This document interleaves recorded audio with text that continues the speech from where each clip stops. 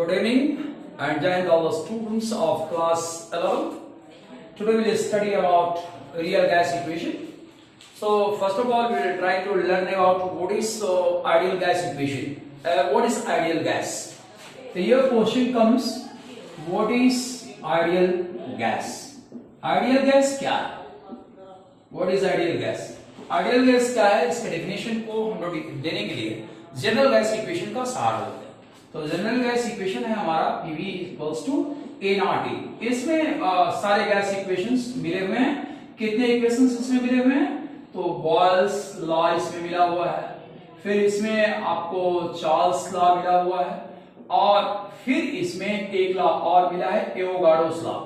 Avogadro's law. तो gas के जितने नियम हैं सारे के सारे नियम इनकॉर्पोरेटेड हैं इसी फॉर्मूला जिसे हम लोग जनरल गैस इक्वेशन कहते हैं। तो आइडियल गैस क्या है इसका डेफिनेशन हम यहां से बनाते हैं। तो आइडियल गैस इक्वेशन क्या है? The gas which follows general gas equation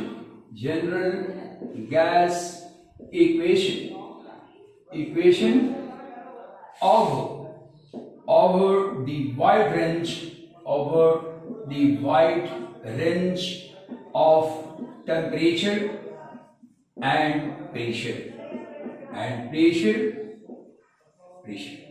तो आइडियल गैस वो गैस है जो वाइड रेंज के टेम्परेचर और प्रेशर पर इस PV इक्वल्स टू nRT को या गैस लॉ को फॉलो करती है।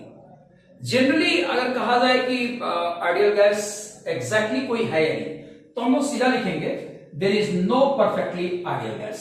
There is no gas in reality which follows ideal gas equation, which follows gas laws,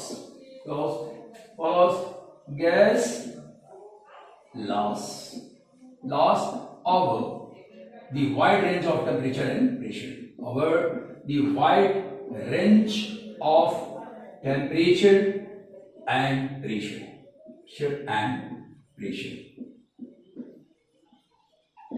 देखिए दुनिया में ऐसी कोई गैस नहीं है जो वाइड रेंज पर टेम्परेचर के वाइड रेंज पर टेम्परेचर और प्रेशर के वाइड रेंज पर गैस लॉ को फॉलो करे। ऐसी कोई गैस दुनिया में नहीं है, लेकिन फिर भी गैस लॉ फॉलो होता है। कहां होता है उसको हम देखते हैं। तो gas law is followed by the gases. Gas law is followed by the gases at the moderate range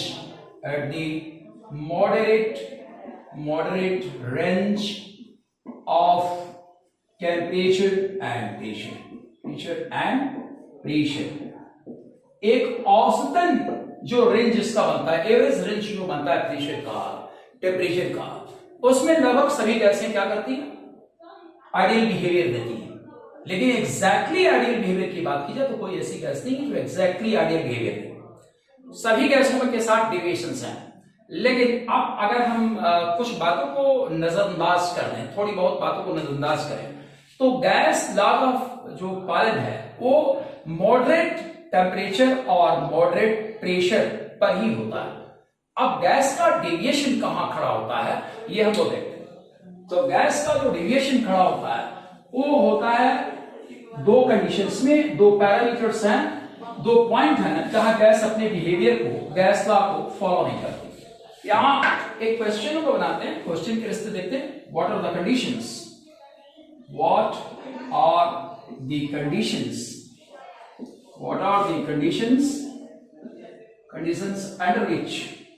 under which gas law is not followed? Gas law is not followed. इसको बदलना होगा, are not followed। कौन से ऐसे conditions हैं जहां gas law follow नहीं होगा? तो यहां दो ही condition. Number 1 at high pressure, और नंबर सेकेंड आपका आएगा एट लो टेम्परेचर। ये दो कंडीशन है जहां कोई भी गैस आइडियल बिहेवियर नहीं दे सकती। जो भी गैसें आइडियल बिहेवियर देती हैं कुछ डेविएशंस के साथ, तो वो मॉडरेट रेंज के टेम्परेचर एंड प्रेशर पर देती है। अब ये दो पॉइंट जो गलत हो गया, यहां गैस का फॉलो नहीं हो रहा है, उसका कारण क्या है? कारण निश्चित तौर पर हमारी अंडरस्टैंडिंग जो गैस को लेके बनी है, उसके कोई कुछ पॉइंट्स जो हैं वो गलत हमने एज्यूम कर लिया। तो जो मॉडर्न थियरी है गैस के बारे में वो क्या है? Kinetic molecular theory. ये गैस का न्यूएस्ट थ्योरी है। अब इसकी कुछ एज्यूम्शंस गलत होगी, जिसके कारण हमारा इक्वेशन जो है फेल कर रहा है। तो यहां हम लोग पढ़ते हैं कौन से ऐसी बातें हैं जो काइनेटिक मॉडल ऑफ गैसेस में गलत मान लिया गया। तो हम लोग लिखते हैं फॉल्टी पोस्टुलेट्स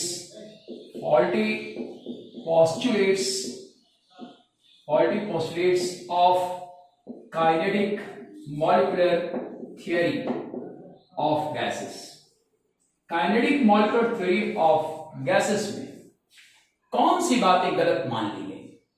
तो पहली का गलत बात ये मानी गई कि the volume of gas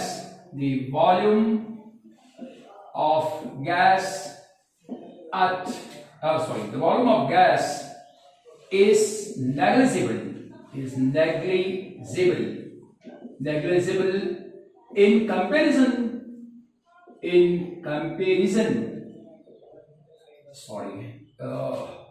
the molecular volume of gas। यहां इस टर्म को सुधारना होगा, मैं पूरा एक बार ठीक से लिख लेता हूं।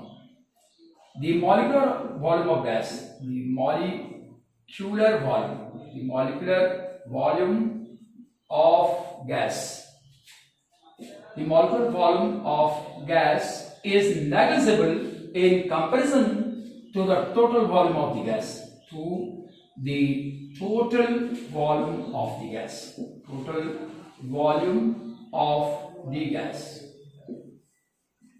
गैस का मॉलिक्यूलर वॉल्यूम, गैस एक रिजिड बॉल की तरह बिहेवियर करती है, उसके पार्टिकल्स एक रिजिड बॉल होते हैं और उनकी जो वॉल्यूम है, टोटल गैस की जो वॉल्यूम है, वो गैस के टोटल वॉल्यूम के जो मॉलिक्यूलर वॉल्यूम का टोटल वैल्यू है, वो गैस के टोटल वॉल्यूम की तुलना में नगण्य होता है। वो इनसिग्निफिकेंट डेटा है, उसको रखने का कोई मतलब नहीं। ये पहला फॉल्टी एजम्पशन है किसमें? काइनेटिक मॉलिक्यूलर मॉडल में। और दूसरा फॉल्टी जो एजम्पशन है वो क्या है? दूसरा फॉल्टी एजम्पशन ये है कि the collision among gaseous particles, the collision among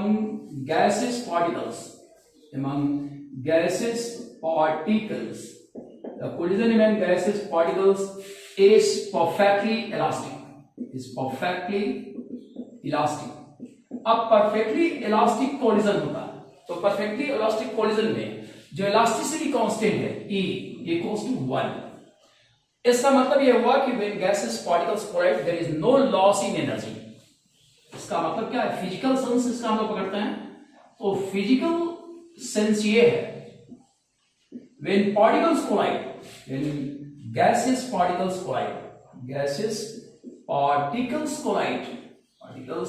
collide there is no loss in energy,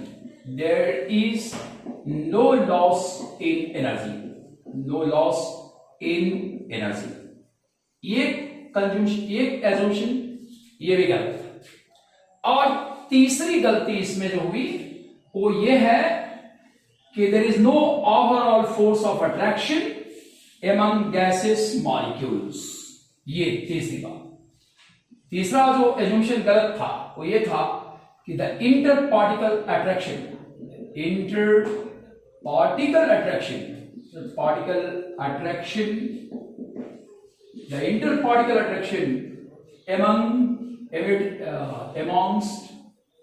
amongst gaseous particles is zero। gaseous particles is zero। gaseous particles के बीच में कोई अट्रैक्शन का फोर्स काम नहीं करता। ये चीज जो है माना गया काइनेटिक मॉडल ऑफ गैसेस में, और ये चीज गलत है। अब ये गलत कैसे हुआ? तो थॉमस एंड्रयू एक वैज्ञानिक था, उसका नाम था टॉमस एंड्रयू, सॉरी, ये टॉमस एंड्रयू ने क्या किया कि कार्बन डाइऑक्साइड को लिक्विफाई कर दिया। Thomas Andrew liquefied carbon dioxide. जब इसने कार्बन डाइऑक्साइड को लिक्विफाई किया तो कार्बन डाइऑक्साइड एक गैस है, अगर उसमें इंटर पार्टिकल फोर्स 0 है तो उसे पैदा करने का कोई उपाय नहीं। साइंस किसी चीज को पैदा नहीं करता, उसकी वैल्यू में परिवर्तन करता है। तो एक रूल हम लोग साइंस का जानते हैं, लॉ हम लोग साइंस का जानते हैं कि साइंस किस बेसिक अवधारणा पर काम करता है, उसका बेसिक कॉन्सेप्ट क्या है। कि साइंस के बारे में ये एक बेसिक कॉन्सेप्ट है, इसको हमें याद रखना चाहिए कि science what is not given by nature, what is not provided by nature,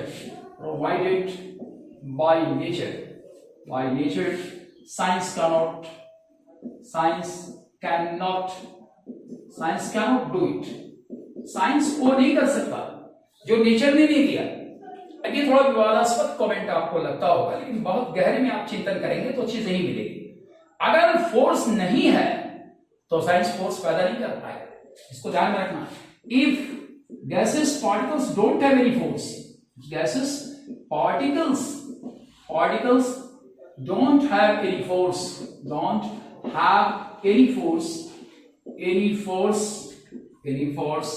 science cannot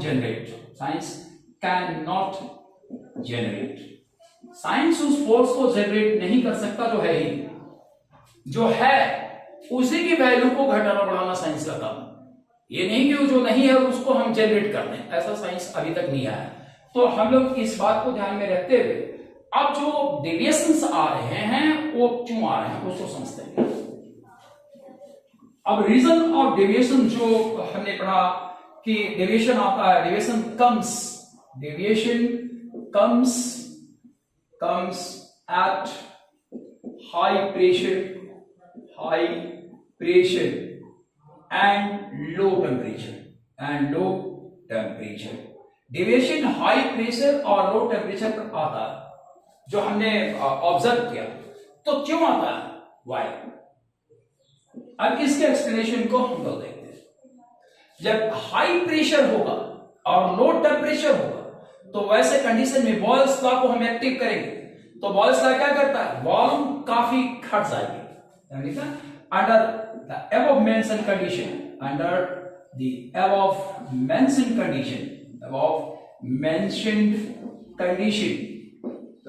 mentioned condition, the volume of the gas will be very low. The volume of the gas will be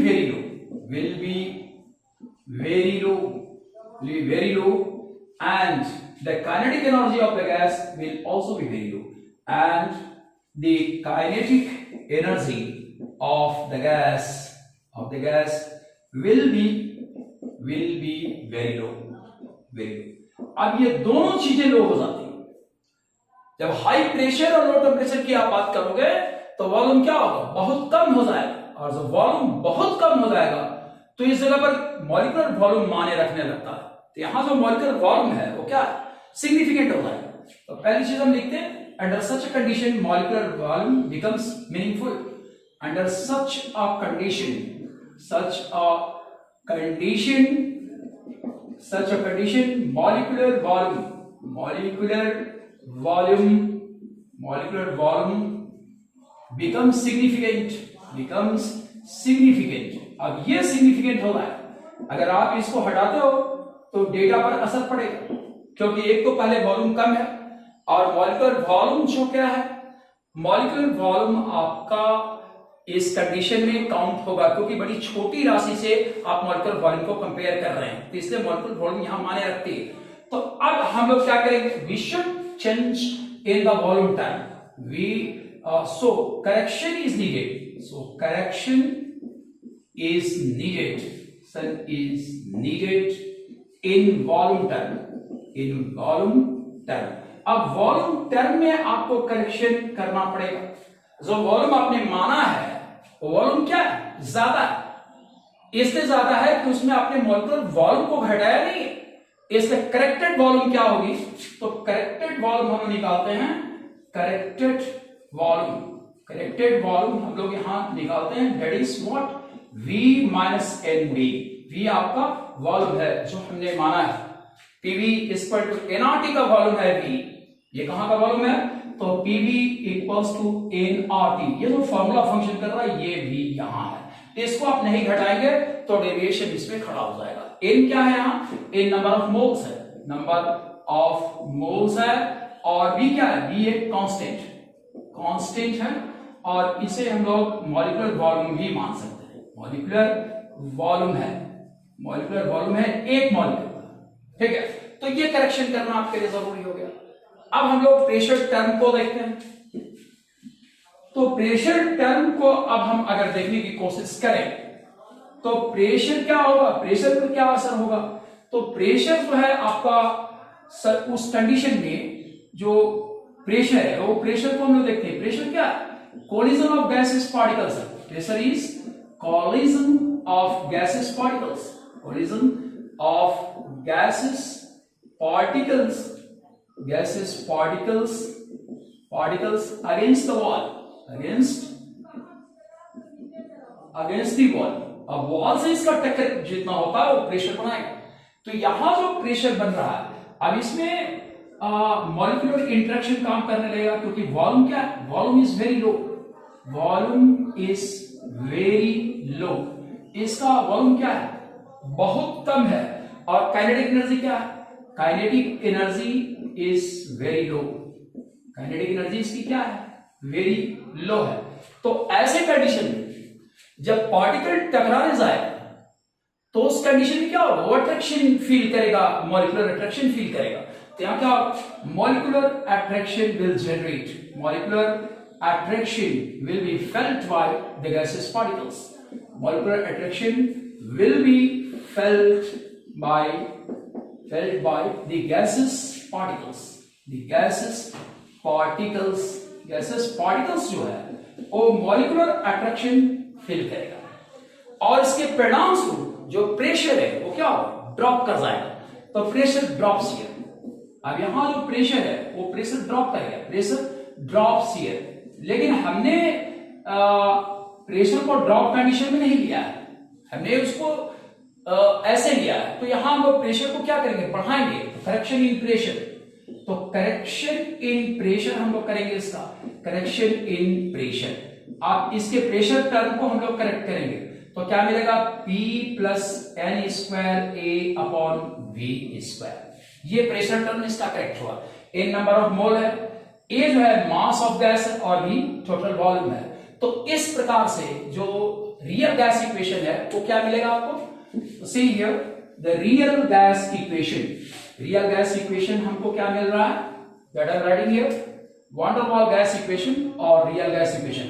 van der Waal gas equation और real gas equation, ये क्या है? और real gas equation में हम लोग P को बदलेंगे, तो P को बदल के हमने क्या किया? P plus N square A upon V square, ये प्रेशर टर्म का सुधार है। और v क्या हो गया? v माइनस एन बी, ये टर्म मिला, और यहां पे लिखते हैं nRT। और ये जो है आपका van der Waal gas equation है, इसे हम लोग रियल गैस इक्वेशन भी कहते हैं। Thanks for watching the video. In our next video tomorrow we will study something more. Thank you a lot।